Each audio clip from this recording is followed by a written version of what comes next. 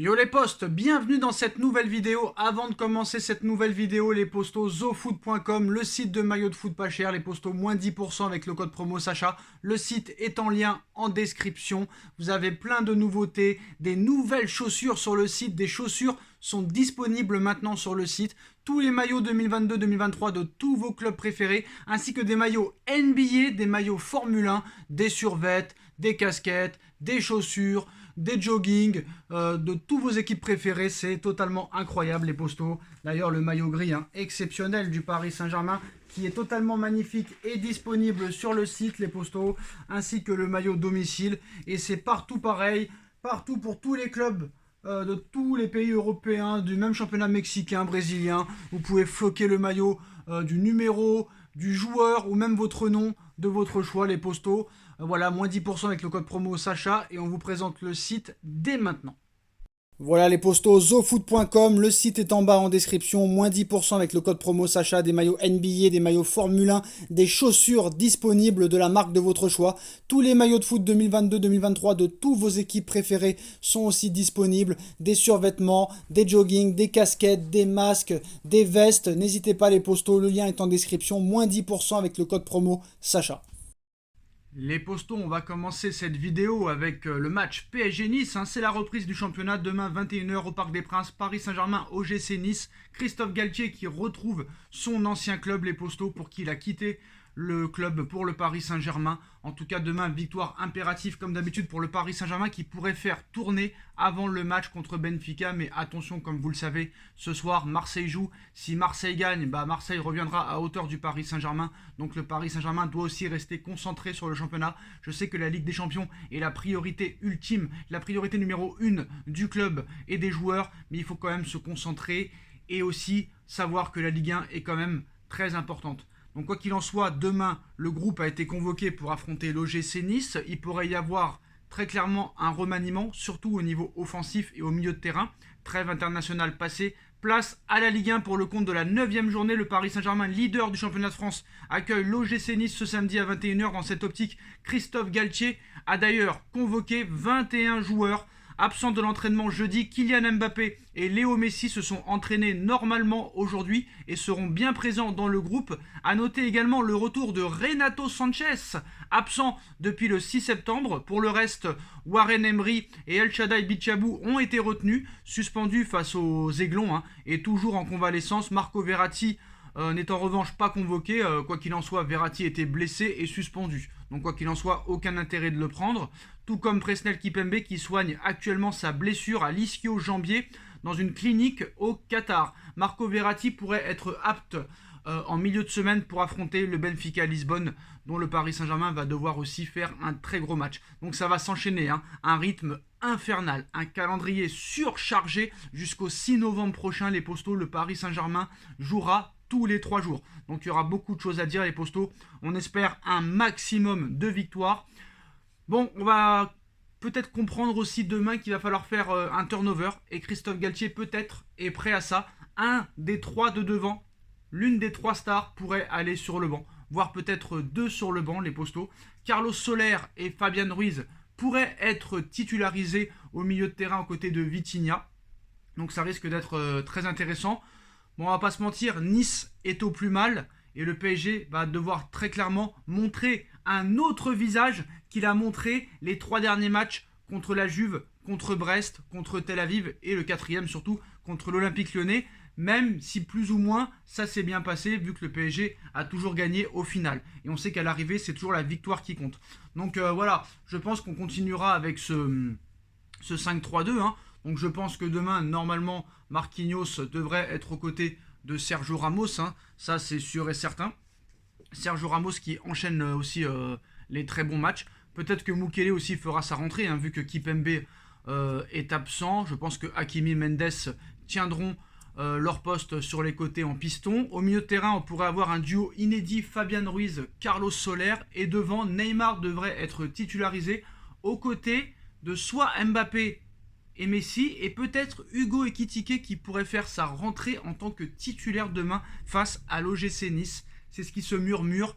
Mais voilà, la décision finale, c'est Christophe Galtier qui l'aura. Et je pense que Christophe Galtier aura à cœur très clairement de montrer que l'OGC Nice a fait une erreur de ne pas le retenir, parce que très clairement il y a eu des histoires entre l'ancien directeur sportif, le directeur sportif de Nice, Fournier, et l'actuel et ancien coach de Nice et l'actuel entraîneur du Paris Saint-Germain, Christophe Galtier.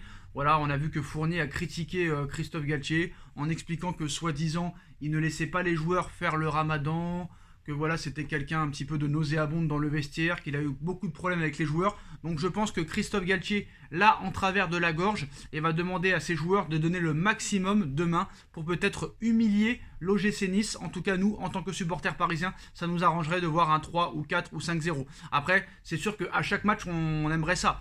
Mais voilà, je pense que très clairement, Galtier prend demain ce match très au sérieux face à l'OGC Nice. Donc rendez-vous demain 21h, les Postos, pour la reprise du championnat. On va parler de Erling Haaland, les Postos. Dans un documentaire lié au choix de carrière de Haaland, on apprend que le Paris Saint-Germain était dans la course et pourrait même être une destination dans quelques années. Il n'aura pas fallu attendre bien longtemps pour voir Erling Haaland faire exploser toutes les défenses de Première Ligue. En 7 matchs seulement, le Norvégien a déjà inscrit 11 buts, ce qui fait de lui le meilleur buteur de Première Ligue sans contestation possible. S'il brille en Première Ligue, que dire de ses performances, les Postos, en Ligue des Champions, où il a déjà scoré 3 fois en 2 matchs cette saison. Sa réussite, il la doit en grande partie à son talent, comme ce but acrobatique contre le Borussia Dortmund, mais aussi à son équipe dont le collectif est déjà parfaitement rodé. En d'autres termes, on peut dire qu'il a fait le bon choix, alors que les meilleurs clubs européens étaient à ses pieds tout l'été. Le Norvégien et son père, qui gèrent en partie les intérêts de son fils, ont d'ailleurs évoqué cet été houleux. Et la grande décision à prendre, quel club choisir pour la suite de la carrière du buteur. City était la meilleure équipe pour nous.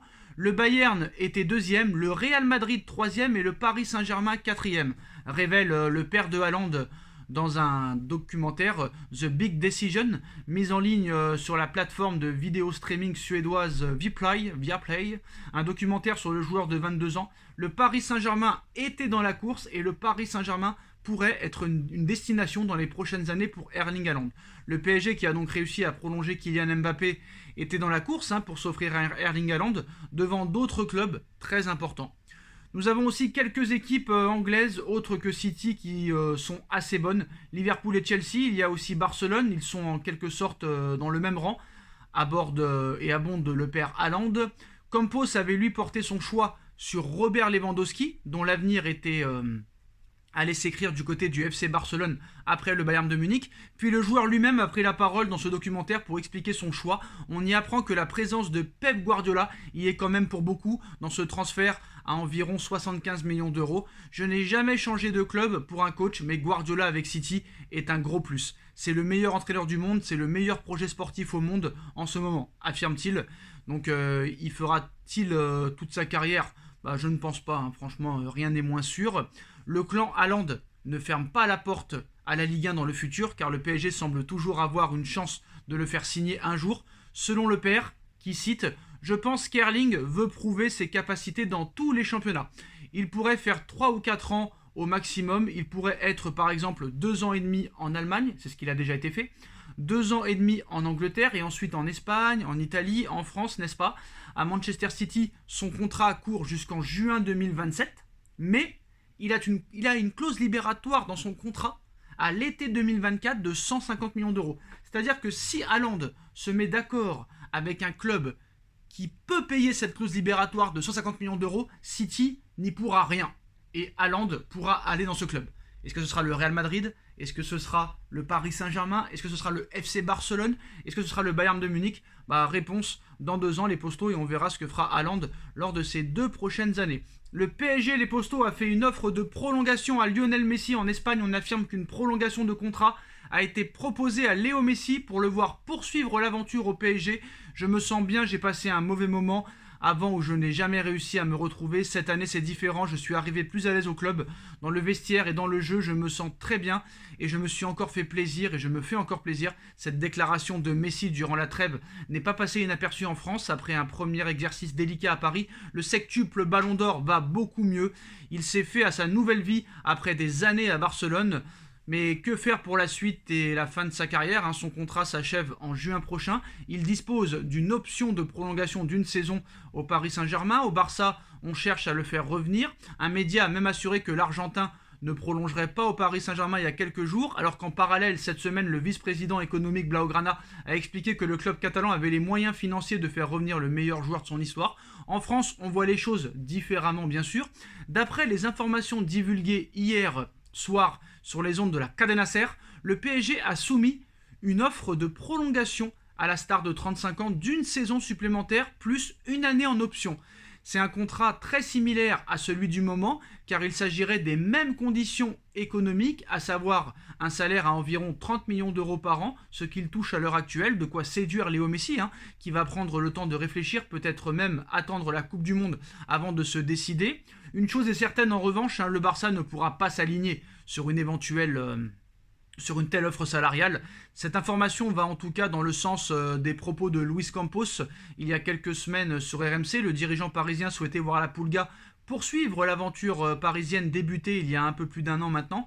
À l'heure d'affronter l'OGC Nice ce samedi, la balle est désormais dans le camp du joueur qui ne s'est jamais aussi bien senti en France que depuis qu'il est arrivé et sur le terrain aux côtés de Neymar et de Kylian Mbappé. Alors les postos, il y a une grosse vidéo qui va sortir sur Kylian Mbappé et d'autres informations aussi. N'hésitez pas à bombarder la barre de like, on partage, on commente, on s'abonne et on se retrouve très vite pour une nouvelle vidéo les postos. Tchuss.